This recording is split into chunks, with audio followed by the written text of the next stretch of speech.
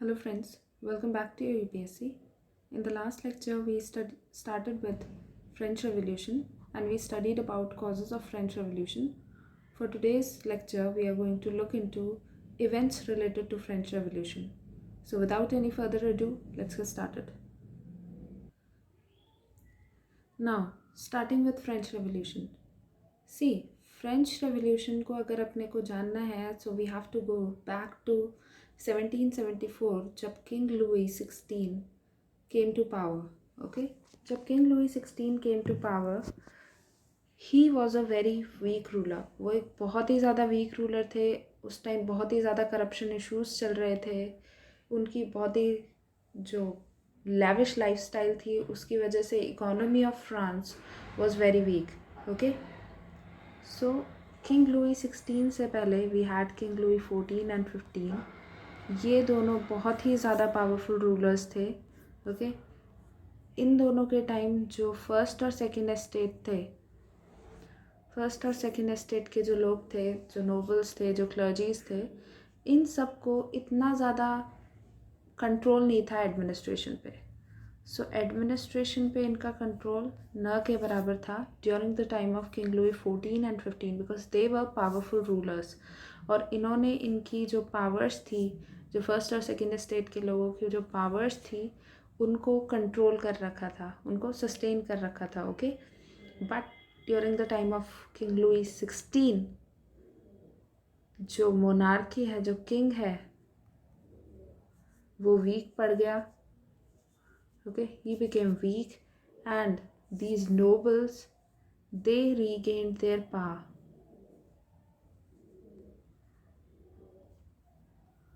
Okay, इनको इनकी power वापस से मिल जाती है during the time of king Louis 16. अब जो 1786 के time France was on the verge of bankruptcy. तो फ्रांस के अंदर बैंक्रप्सी की नौबत आ गई थी. इकोनॉमिक स्ट्रक्चर बहुत ही ज़्यादा वीक था.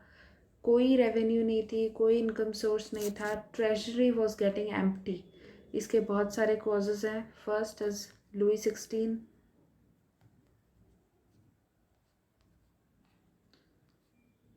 Why Louis 16? See, first of all, he supported American Revolution. We all know he supported American Revolution. इसके टाइम इन्होंने आर्मी भी भेजी थी खुद की. ओके, एंड आर्मी को भेजने के लिए यू रिक्वायर रिसोर्स. ओके, अब ये जो रिसोर्स है, मॉनेटरी रिसोर्सेज भी चाहिए आपको, ह्यूमन रिसोर्सेज भी चाहिए. तो ऑब्वियसली जब वॉर हुआ तब जो ये रिसोर्सेज थे वो डिप्लीट होंगे. So because France was supporting America, तो जो उसके रिसोर्सेज थे, economic resources, weather financial resources और ह्यूमन रिसोर्सेज, ये सभी डिप्लीट हुए. ओके, तो first was this American Revolution. He supported American Revolution, and during this time a lot of his financial resources were exhausted along with the human resources. Second is उनकी lavish lifestyle. Obviously उनकी बहुत ज़्यादा lavish lifestyle थी जिसकी वजह से वो treasury में से भी खर्चा करते थे अपनी उस लाइफस्टाइल को मेंटेन करने के लिए. Okay, third was corruption. Now जैसे मैंने आपको बताया था कि लुई 16 एक वीक रूलर थे, बिकॉज ऑफ विच जो करप्शन इश्यूज थे वो बहुत ज़्यादा बढ़ गए थे. And these nobles, these clergies, first और सेकेंड एस्टेट के जो लोग थे mainly, they were high on corruption. Okay, now because of this corruption जो रॉयल ट्रेजरी थी, जो नेशन की ट्रेजरी थी, it was getting empty. Okay, so ये तो हो गए causes for bankruptcy. Now France was on the verge of bankruptcy.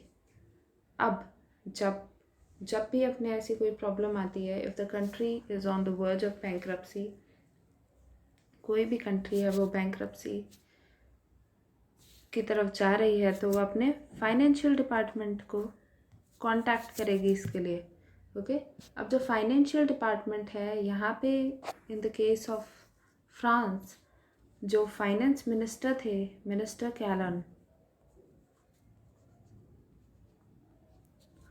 ये वहाँ के फाइनेंस मिनिस्टर थे, तो इन्होंने कुछ एडवाइसेस दी।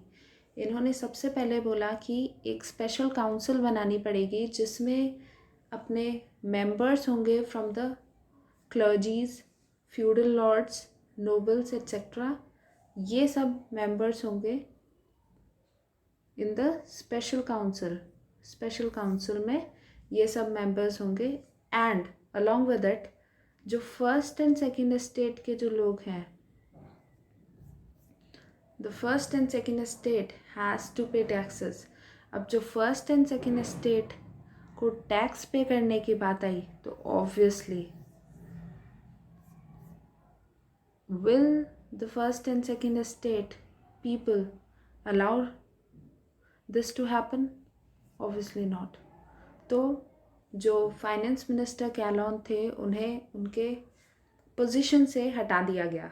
ओके, तो इस पोजीशन से जब उन्हें हटा दिया गया, स्पेशल काउंसिल अपनी फॉर्म हो गई थी, but the first and second state के जो लोग थे दे डिनाइड टू पे टैक्स, और जो मिनिस्टर थे उनको हटा दिया गया वहाँ से। उसके बाद 1787 में नए फाइनेंस मिनिस्टर को अपॉइंट किया गया जिनका नाम था Brienne. I am sorry if I pronounce it wrong.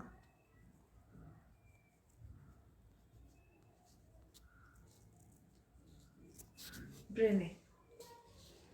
जो ब्रेने थे उन्होंने एक यूनिफॉर्म टैक्स पॉलिसी इंट्रोड्यूस करने का एडवाइस किया, एंड कुछ नए टैक्सेस एडवाइस किए उन्होंने कि कुछ नए टैक्सेस इंट्रोड्यूस कीजिए, along with it there should be a uniform tax policy.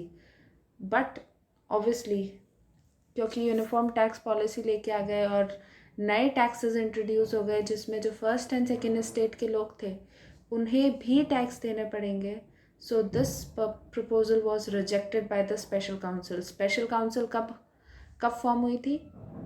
During the time of Calonne. Okay, वही स्पेशल काउंसिल जिसमें ये जो सारे फर्स्ट एंड सेकेंड स्टेट के लोग थे, जो क्लर्जीज थे, जो फ्यूडल लॉर्ड्स थे, वो लोग ऑब्वियसली कोई भी अपना घाटा नहीं होने दे सकता। Nobody wants to get loss. Okay, तो इस वजह से जो फर्स्ट एंड सेकेंड स्टेट के लोग थे जो कि इस स्पेशल काउंसिल में थे, they rejected this proposal.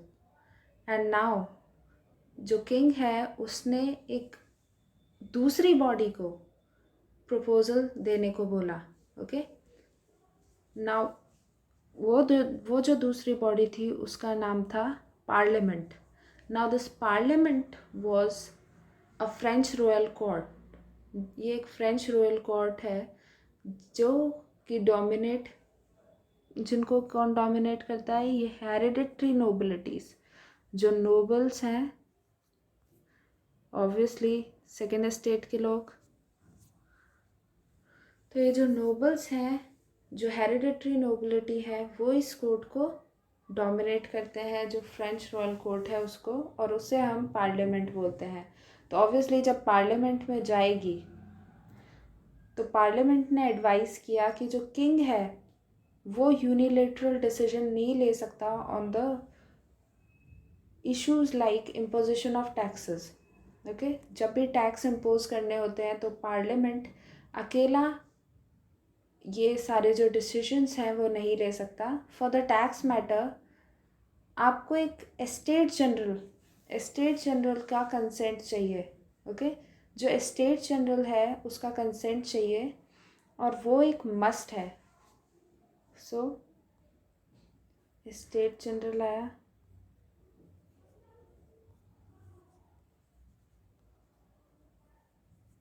Parliament ने बोला कि आपको एस्टेट जनरल का कंसेंट चाहिए।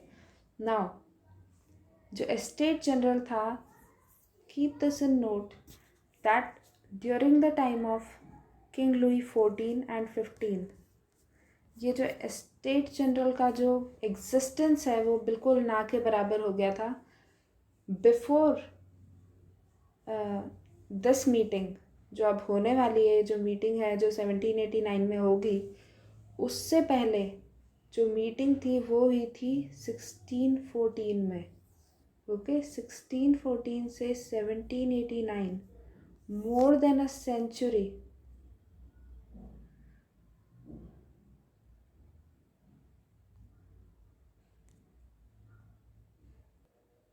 सो इस बात को मोर देन अ सेंचुरी हो गए थे। 1614 में लास्ट स्टेट जनरल की मीटिंग हुई थी, उसके बाद अब होगी सीधा 1789 में। ओके, तो अब ये जो स्टेट जनरल की मीटिंग थी, जो पार्लियामेंट है उसने एडवाइस किया कि आप स्टेट जनरल फॉर्म करो, और जो ये स्टेट जनरल है वो डिसाइड करेगा that with what to do for the imposition of taxes, कि आपको टैक्सेस लगाने के लिए क्या क्या करना चाहिए, whether the first and second state should pay tax और not. Okay, now just one thing, keep one thing in note, कि जो स्टेट जनरल है उसमें तीनों ही स्टेट, जो फर्स्ट सेकंड थर्ड स्टेट है, ये तीनों ही पार्टिसिपेट करते हैं। बट ये इस तरीके से नहीं होता कि पॉपुलेशन के अकॉर्डिंग इनके वोट्स को कंसिडर किया जाए, बट ये इस तरीके से होगा कि फर्स्ट स्टेट के लोग मिलके डिसाइड करेंगे तो वो एक वोट हो जाएगा। ओके, सेकेंड स्टेट के लोग मिलके डिसाइड करेंगे, वो भी एक वोट होगा, एंड थर्ड स्टेट के लोग मिलके डिसाइड करेंगे, वो भी एक वोट होगा। ओके, जो फर्स्ट स्टेट का जो कंबाइंड डिसीजन होगा वो एक वोट होगा, सेकेंड स्टेट का सिमिलरली वन वोट होगा, एंड थर्ड स्टेट का भी सिमिलरली वन वोट होगा। ओके, अब देखिए कि फर्स्ट और सेकेंड स्टेट के लोग, इन दोनों के वन वन वोट हैं। ओके, तो अगर टैक्स की बात आएगी कि फर्स्ट और सेकेंड स्टेट के लोगों को टैक्स देना चाहिए क्या, तो फर्स्ट स्टेट के लोग इसके लिए मना करेंगे कि नहीं देना चाहिए, एंड सेकेंड स्टेट के लोग इसके लिए मना करेंगे कि नहीं, हमें टैक्स नहीं देना चाहिए। तो इन दोनों के वोट कंबाइन होके क्या कितने हो जाएंगे, 2 वोट्स, एंड थर्ड स्टेट के लोग बोलेंगे कि हाँ टैक्सेस देने चाहिए फर्स्ट और सेकेंड स्टेट के लोगों को। तो ये रेशो हो जाएगा 2:1 का, और जो 2 का जो रेशो है that is of these nobilities. Okay, तो ये जो फर्स्ट एंड सेकेंड स्टेट के लोगों का जो वोट है वो हायर एंड पर रहेगा, जिसकी वजह से ऑब्वियसली जो फर्स्ट और सेकेंड स्टेट के लोग हैं उनको ये टैक्स पे नहीं करना पड़ेगा। ओके, तो ये इनकी पूरी स्ट्रैटेजी थी कि कैसे इस जनरल स्टेट को स्टेट जनरल को वापस से लेके आए, और जब ये स्टेट जनरल वापस आएगा then monarchy will get weak and state will get stronger. जो फर्स्ट एंड सेकेंड स्टेट हैं ये स्ट्रॉन्ग हो जाएंगे। तो ये इनकी पूरी स्ट्रेटजी थी इन नोबिलिटीज़ की एंड क्लर्जीज की। नाउ 1787 में अपन ने देखा that parliament advised for the formation of state general, और लास्ट मीटिंग हुई थी इनकी 1614 में। तो इन्होंने जानकर के स्टेट जनरल को फॉर्म करने के लिए बोला, सो दैट वापस से जो स्टेट्स ने फर्स्ट एंड सेकेंड स्टेट की जो पोजीशन चली गई थी during the time of king Louis 14 and 15, वो पावर उनके पास वापस से आ जाए। बिकॉज जो अभी प्रेजेंट टाइम है किंग लुई 16 का, उस टाइम जो रूलर है वो बहुत ही ज़्यादा वीक है, तो मोनार्की को और ज़्यादा वीक बना दिया जाएगा। मोनार्की को और ज़्यादा कंट्रोल कर पाएंगे फर्स्ट एंड सेकेंड स्टेट के लोग अगर स्टेट जनरल फॉर्म हो जाता है तो। ओके, सो नाउ अब इन्होंने स्टेट जनरल को फॉर्म करने का एडवाइस किया। ड्यूरिंग दिस टाइम ओनली अपने एग्रीकल्चरल क्राइसिस होते हैं फ्रांस में। Okay, there were agricultural crisis in France during 1787 and 1788, जिसमें क्या है, bad harvest, okay, high inflation rate, बहुत ज़्यादा अनएम्प्लॉयमेंट हो गया था, इकोनॉमी बहुत ज़्यादा ख़राब थी, ढंग से बारिश नहीं हो रही थी, जिसकी वजह से जो ब्रेड राइट्स हैं, लोग ब्रेड के लोफ के लिए भी एक दूसरे से लड़ रहे थे। ओके, सो इस तरीके का एग्रीकल्चरल क्राइसिस आ गया था। सो ड्यूरिंग दिस टाइम 1789 में 5 मई को एक सेशन हुआ जनरल स्टेट का, and obviously we all know, मैंने अभी बताया था कि 1:2 में वोटिंग होगी. 1 इज़ फॉर थर्ड स्टेट के लोग, एंड जो 2 वोट्स थे वो फर्स्ट और सेकेंड स्टेट के लोगों के थे. और इसकी वजह से क्या हुआ, जो जॉइंट सेशन है, सॉरी, ड्यूरिंग दिस टाइम जो ये सेशन ऑफ स्टेट जनरल था वो जब हो रहा था, तब थर्ड स्टेट ने रिक्वेस्ट किया कि एक जॉइंट सेशन होना चाहिए. But first and second state they decline the request of third state, और जॉइंट सेशन की जगह उन्होंने एक अलग से सेपरेट सेशन किया जिसमें सिर्फ फर्स्ट और सेकेंड स्टेट के लोग ही शामिल थे. Third state was not involved. Okay, and उसी जो वही जो असेंबली थी उसी टाइम ये वोटिंग हुई, एंड जो फर्स्ट एंड सेकेंड स्टेट है दे वॉन बाय 1:2 के रेशो से उनकी जीत हुई.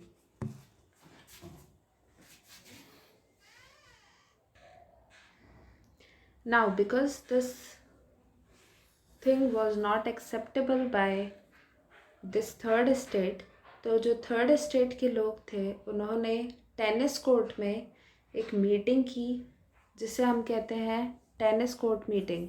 ओके, तो 16 जून 1789 को टेनिस कोर्ट मीटिंग होती है जिसमें जो थर्ड स्टेट के लोग हैं they declare themselves as a national assembly of France. Okay, so national assembly of France was declared. जो थर्ड स्टेट के लोग हैं उन्होंने खुद को एक नेशनल असेंबली घोषित कर दिया. नाउ ऑन 27 जून 1789 जो नेशनल असेंबली है it was recognized by king.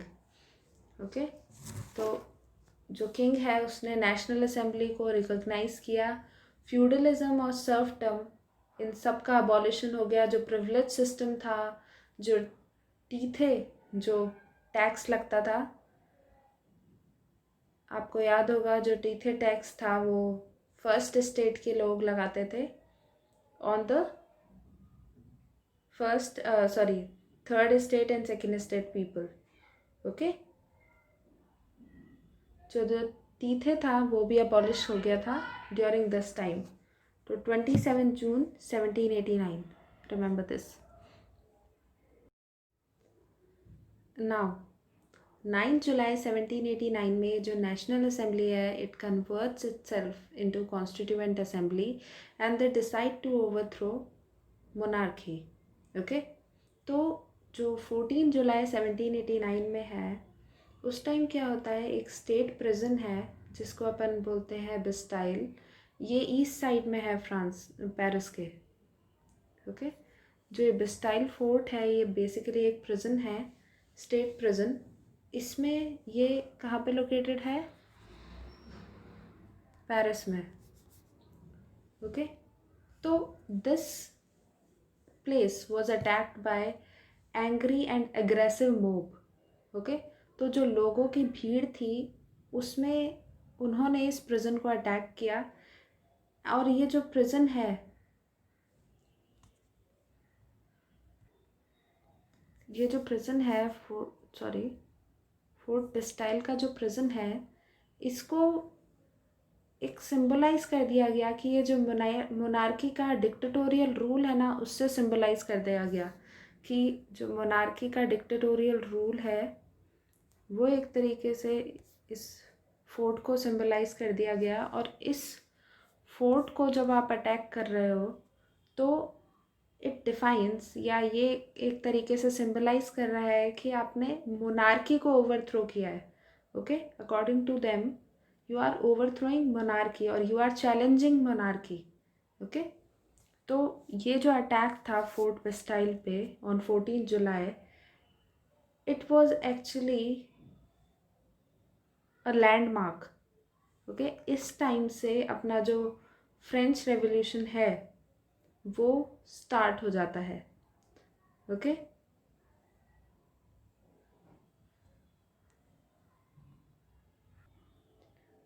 तो ये जो अटैक है, attack on fort Bastille, it is marked as the beginning of French Revolution. Okay. Now, August 26, 1789 में right of man and citizen declare होते हैं, जिसमें कहा जाता है that every person was a French man and every person is equal. Okay. जितने भी लोग हैं फ्रांस में, चाहे से वो फर्स्ट एस्टेट के लोग हों, सेकेंड एस्टेट के लोग हों, थर्ड एस्टेट के लोग हों, monarchy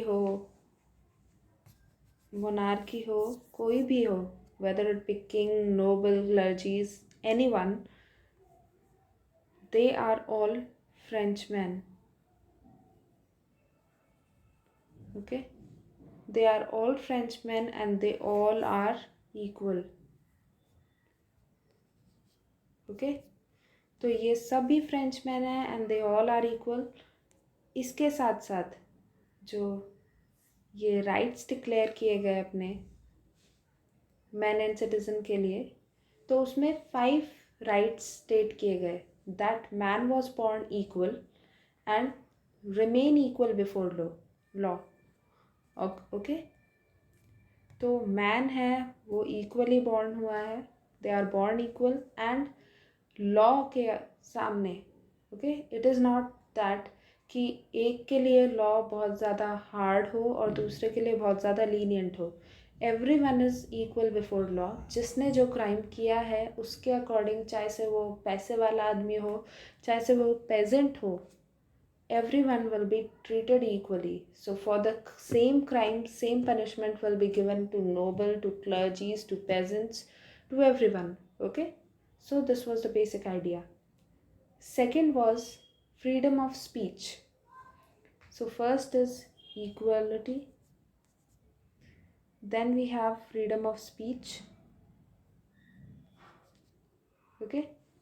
So there will be freedom of speech, there will be freedom of press, there will be freedom of religion. Okay. तो जो ये कैथोलिक चर्च था, उसके अलावा भी आप और कोई रिलीजन फॉलो कर सकते हैं. इट इज़ नॉट दैट कि आप उनके अंडर ही डोमिनेटेड रहें या उनके अकॉर्डिंग ही सारी चीज़ें फॉलो करें. Next is right to take part in the governmental decisions. जो भी गवर्नमेंटल पॉलिसीज़ बनती हैं, जो भी कुछ डिसीजंस होते हैं, उसमें जो लोगों का से है वो भी रखा जाए. ओके. तो जो गवर्नमेंटल इलेक्शंस हैं, जैसे कि रिप्रेजेंटेटिव अगर चुने जाएं, तो वो नॉर्मल पीपल में से, जो नॉर्मल पीपल हैं उनमें से भी चुने जा सकते हैं. Next is right to hold public offices. तो अपन ने प्रीवियस लेक्चर में देखा था दैट पब्लिक ऑफिसेस या पब्लिक ऑफिशियल्स जो थे, वो सिर्फ जो सेकेंड स्टेट के लोग थे वो ही हायर पोजीशंस होल्ड करते थे, एंड जो थर्ड स्टेट के जो मिडिल क्लास लोग थे वो लोअर पोजीशंस पे रहते थे. But the higher positions they were basically dominated by all these nobilities, these aristocrat people. Okay. Last is right of fair trial. Okay. कोई भी क्राइम हो, कोई भी गुनाह किया हो, और या फिर कोई भी जो जुडिशियल कंट्रोवर्सीज हैं उनमें फेयर ट्रायल हो. मतलब it is not like the court is partial two one group or one community and it is like trying to save them. Okay. तो जो भी ट्रायल्स हो वो बिल्कुल फेयरली हो, कोई भी पार्शियलिटी ना हो, ये राइट्स भी लोगों के पास होने चाहिए. Okay. So these 5 rights were given.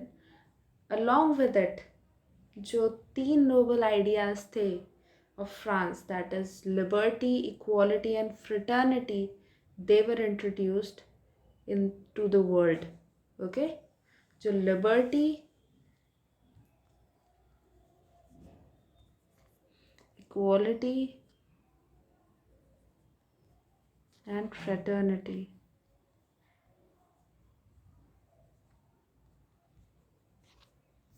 these 3 ideas, these 3 noble ideas, they were introduced to the world by France.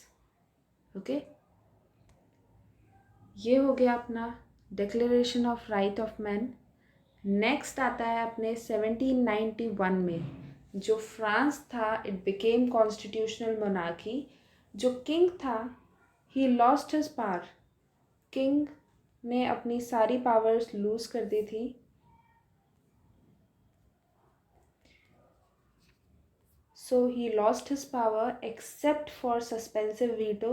उसके पास कोई ज़्यादा पावर्स नहीं थी। ओके वो आराम से अपने महल में रहेगा and there was not much work for him to do. Okay आगे चलते हैं अपन। अक्टूबर 1791 में एक लेजिस्लेटिव असेंबली फॉर्म हुई थी, जिसकी वजह से there came separation of power, rule of law and sovereignty. तो ये जो लेजिस्लेटिव असेंबली है, इन्होंने इंट्रोड्यूस किया separation of power. That means judiciary, legislature and executive they will be separated from each other.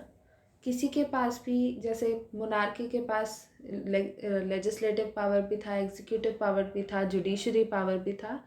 Now this thing will not be supported. Okay there is separation of power. Then we have rule of law. No one is above law, everyone is equal before law. Okay so rule of law. Lastly, sovereignty. These three concepts were introduced. Okay now September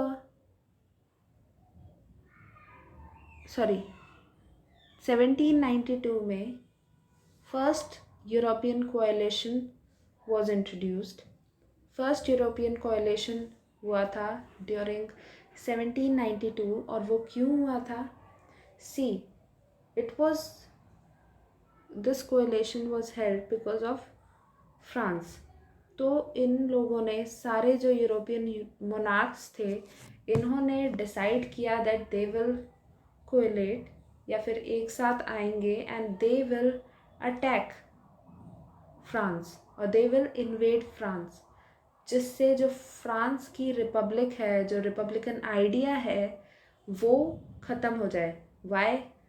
क्योंकि जो France में आग लगी थी उसका धुआं इन सारी countries की तरफ जा रहा था and the people they were getting to know about this French Revolution, the idea behind the French Revolution, and जो monarchs थे उनके एक डर बैठ गया था that maybe like French people, their countrymen will also revolt against them and they will overthrow the monarchy. तो इस डर की वजह से वो एक साथ आए, all these European monarchs, जैसे कि Spain, Holland, Austria, Persia, England and Sardinia, ये सब एक साथ आए, शेप्स ये एक साथ आए and they were invited by French king himself. जो फ्रांस का किंग था, उन्होंने खुद ने ही इनको इन्वाइट किया था to form a coalition and attack against these French people. Okay अपने खुद के लोगों पे अटैक करवाने के लिए फ्रांस किंग ने उन्हें इनवाइट किया था, so that if the republic of France is overthrown then monarchy will once again come to power. Okay और जो ये 3 स्टेट का जो ऑर्डर था सोसाइटी में, it will be established again. But unlike it was thought, जो French people थे they fought against this coalition and they also held French king responsible for the same, जिसकी वजह से सितंबर 1792 में किंग को रिमूव कर दिया गया और एक नेशनल कन्वेंशन स्टैब्लिश किया। नाउ जब ये नेशनल कन्वेंशन स्टैब्लिश होता है तो 1795 से 1799 तक आप देखेंगे directory will come to power. Okay अब जब ये पावर में आती है तो डायरेक्टरी में क्या है, इंस्टेड ऑफ मोनार्क और वो सारा रिमूव हो जाता है, देर आर 5 एग्जीक्यूटिव्स। जो 5 एग्जीक्यूटिव्स हैं वो आपके सारे जो सिस्टम है, जो एडमिनिस्ट्रेशन है, उसको देखेंगे and they will control the whole administration of France. अब ड्यूरिंग दिस टाइम फ्रांस का जो इन्वेजन है वो करते हैं, जो फॉरेन के जो मोनार्क्स हैं वो फ्रांस को इन्वेड करते हैं। And there was a lot of anarchy during this time, क्योंकि ये जो डायरेक्टरी है ये बहुत ज़्यादा कंट्रोल करने लग गई थी लोगों को। सेम लाइक जो 3 स्टेट ऑर्डर था जिसमें नोबल्टीज़ और जो मोनार्क्स थे, जो क्लर्जीज थे, वो लोगों को कंट्रोल कर रहे थे, उसी तरीके से जो ये डायरेक्टरी थी वो भी लोगों को कंट्रोल करने लग गई थी। And there was a lot of anarchy in the France during this time, जो ये 4 साल थे उस टाइम। आफ्टर दिस जो नेपोलियन है he takes charge of the France in 1799, और आप देखेंगे 1799 से लेके 1851 तक we will have age of Napoleon. Now this age of Napoleon we will study in a separate lecture. So with this, the whole event of French Revolution is completed.